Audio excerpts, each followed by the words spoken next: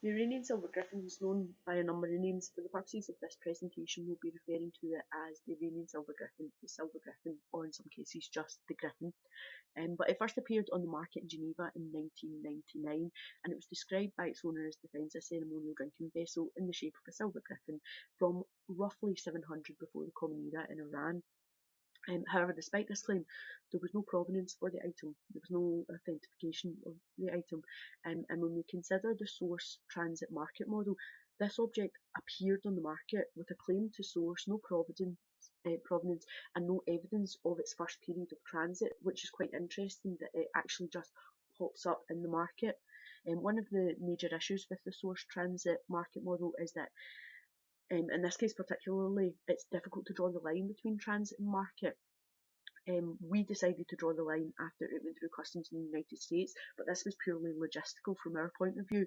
One might argue that given the rest of the object's journey and what was still to come, this could still have been considered, in a sense, a transitory period.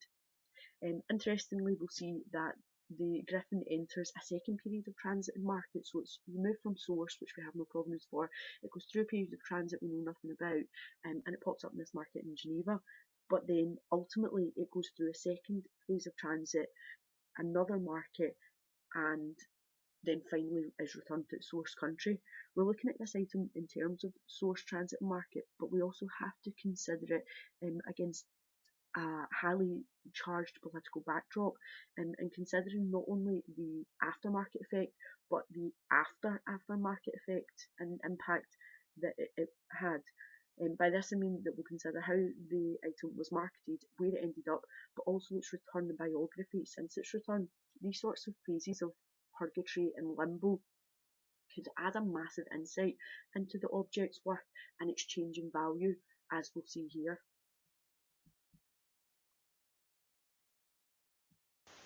The Griffin's return to ownership by its source country was intended as a gesture to diffuse tension between the United States and Iran after the Iranian Revolution. The revolution took place kind of somewhere between January 1978 and February 1979, when the country intended to overthrow the current dynasty in power.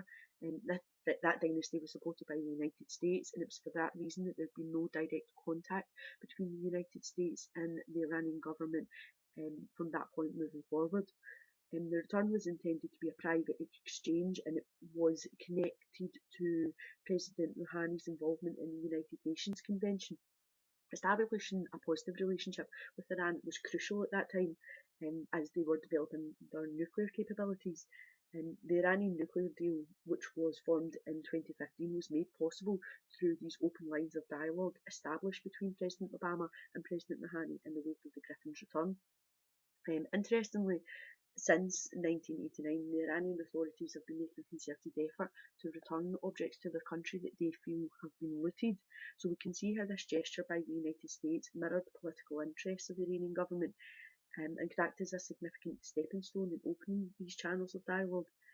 It was also important to the United States that the return of the Griffin didn't appear as if it was gift-giving in any way, and great care was taken to avoid that perception. The exchange was carried out privately, little fanfare, but interestingly, the Iranian delegate that received the Griffin, Mr. Najafi, who was then the head of cultural heritage in Iran, actually later stated that appropriate ceremony did take place at the exchange.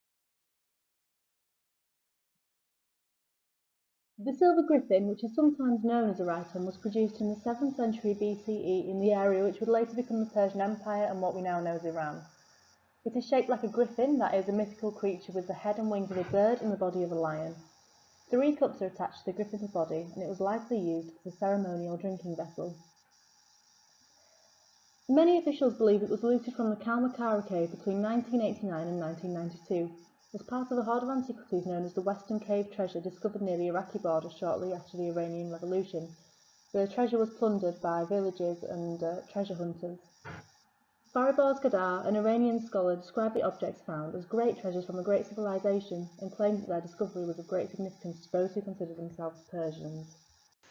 As we previously touched on, the Griffin first appears on the market in Geneva in 1999 under the ownership of Hicham Abutum, who was part of the Phoenix Ancient Arts, a well-known family of antiquity dealers. And interestingly, Hitcham and his brother Ali Abutum are linked to a number of cases of objects that have questionable authenticity or questionable source. That's another subject for discussion, but it's worth keeping in mind as we move through this idea of transit with the Iranian silver griffin. So in March 1999, Hitcham displays this object to a Mexican billionaire, Paul Acussi, who allegedly agreed to buy the object if it could be transported to the United States and if Abutum could provide assurance of the object's authenticity. Abutum allegedly agreed to this and got 3 experts to attest its authenticity. The interesting thing about Paula Cousy is that she's well known as a prominent New York art collector, and she's a member of the Board of Trustees of the Metropolitan Museum of Art. As a member of that board, it's in her remit to hire directors for the museum. So Paula's in a position of power, a position of authority, and it's worth keeping that in mind again as we move through this transit phase and the kind of allegations and the ultimate seizure of the object. It's also worth noting that according to the US Attorney's complaint, in the case that the collector did not agree to purchase the object, so Paula Cousy didn't agree to purchase the object until she was fully satisfied of its authenticity. So ultimately, on a fraudulent commercial invoice stating that the Iranian silver griffin's source was Syria, Abutum carried the griffin through Zurich Airport onto a flight landing in Newark International Airport in New Jersey. Abutum arranged to sell the griffin to US art collector Paula Cousy for just under $950,000. However, in 2003 and before the sale took place, federal investigators became aware that the invoice claiming the object came from Syria may have been false and seized the griffin. The collector was refunded her money. In 2004, Abutum pleaded guilty to a misdemeanor charge in connection with the false import claim and paid a $5,000 fine. 18 months later, Hitcham Abutum reportedly assisted US Immigration and Customs Enforcement in the recovery of a headless statue, which at the time was one of the most valuable and important artifacts stolen from the Iraq National Museum. The griffin was removed from the market in the US. After it was seized, it was kept in a federal warehouse in Queens, New York, where it remained until 2013. During this time, officials in Iran requested the return of the chalice, stating that it was part of the country's cultural heritage. As the griffin never really entered the market in the US, as issues surrounding the authenticity of the object have somewhat clouded its movement through time and space, the source transit model alone does not give us a comprehensive way of understanding it. However, it does serve as a useful starting point. As we mentioned earlier, Paula Cousy, who had originally planned to buy the griffin, had asked for it to be properly authenticated, and Abutum had taken it to 3 conservators upon her request, who verified that it was, in fact, an ancient artifact. However, Oscar White Muscarella, a retired curator at the Metropolitan Museum of Art and expert on the forgery of ancient Near Eastern artifacts, believes that technical and stylistic aspects of the object show that it is a modern fake. He said, quote, "For stylistic and technical reasons, the griffin's head is frozen mute, its eyes stare, the head, wing and leg patterns are awkward and meaningless, and the leg rivets are modern, all attributes unlike any ancient conception. I condemned it as a forgery," end quote.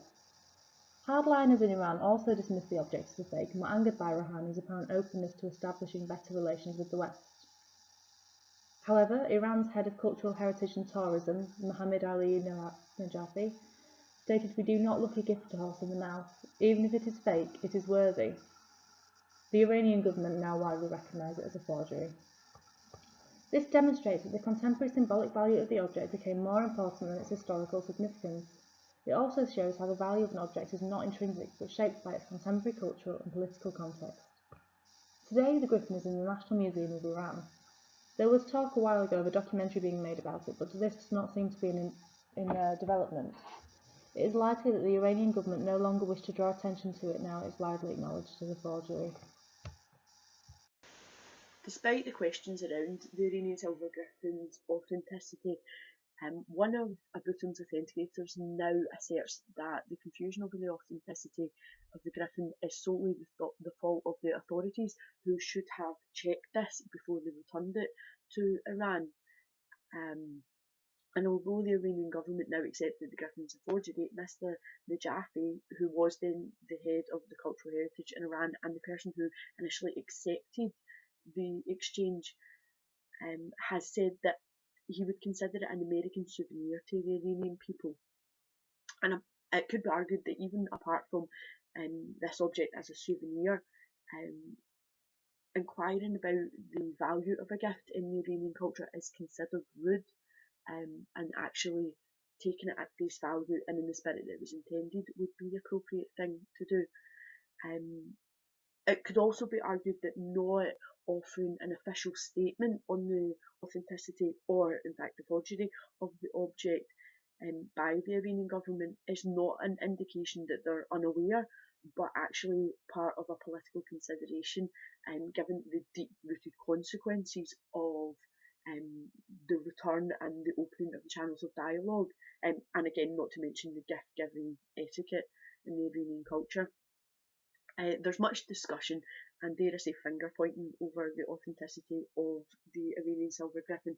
However, if we think of this object in terms of worth and value, and how this has changed through this source, transit, market, and potentially transit and market and then return to source model, we also have to consider the time and context. The Iranian silver griffin was returned to Iran with the belief that it was genuine, and it was received in that sentiment. It was received in kind, and as a result of that, President Rouhani accepted a phone call from President Obama 2 days after the exchange. This was the first direct contact the two countries had had since the end of the Iranian Revolution.